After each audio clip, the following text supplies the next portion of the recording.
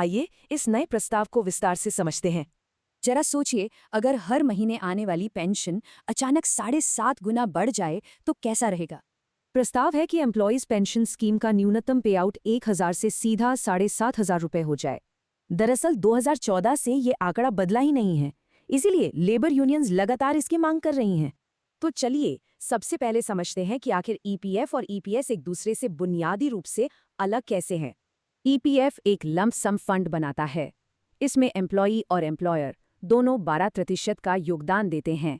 लेकिन ईपीएस में एम्प्लॉई पैसे नहीं कटवाते, बल्कि सिर्फ एम्प्लॉयर 8.33% हिस्सा डालता है। ध्यान रखने वाली बात यह है, ईपीएस का फायदा लेने के लिए कम से कम 10 साल की सर्विस जरूरी होती है। पेंशन का एक तय फॉर्मूला है जिसमें आखिरी आय देखी जाती है, हालांकि लिमिट अभी 15,000 रुपये ही है।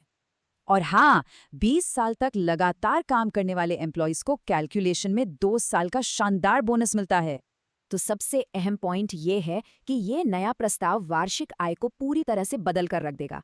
यानी मिनिमम पेंशन वालों के खाते में हर साल करीब 78,000 रुपए की शुद्ध वृद्धि होने वाली है।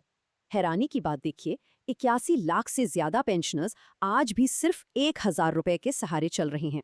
इससे फैक्ट्रीज, रिटेल और लॉजिस्टिक्स जैसे सेक्टर्स के मेहनतकश और कम आय वाले रिटायरीज को सबसे ज्यादा राहत मिलेगी, क्योंकि आजकल दवाइयों और घर के राशन की आसमान छूती महंगाई रिटायरीज पर बहुत ही भारी असर डाल रही है।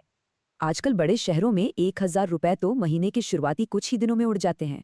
इसलिए इस प्रस्ताव को सिर्फ आर्थिक बदलाव नहीं, बल्कि एक बेहद जरूरी सामाजिक सुरक्षा मुद्दा माना जा रहा है। अब आगे देखते हैं, अगर वेज सीलिंग की लिमिट 15 से बढ़ाकर 25,000 कर दी जाए तो क्या होगा। लिमिट बढ़ने से एम्प्लॉयर ज्यादा योगदान दे पाएंगे, मतलब आगे चलकर पेंशन की रकम और भी बड़ी हो जाएगी। इस बहस ने युवा एम्प्लॉयज को भी अपनी लॉन्ग टर्म सोशल सिक्योरिटी और रिटायरमेंट प्लानिंग के प्रति काफी जागरूक किया है। तो आखिर में एक सवाल, इतनी महंगाई में क्या ये ईपीएस बढ़ोतरी भविष्य के रिटायरीज को सच में सुरक्षित करेगी?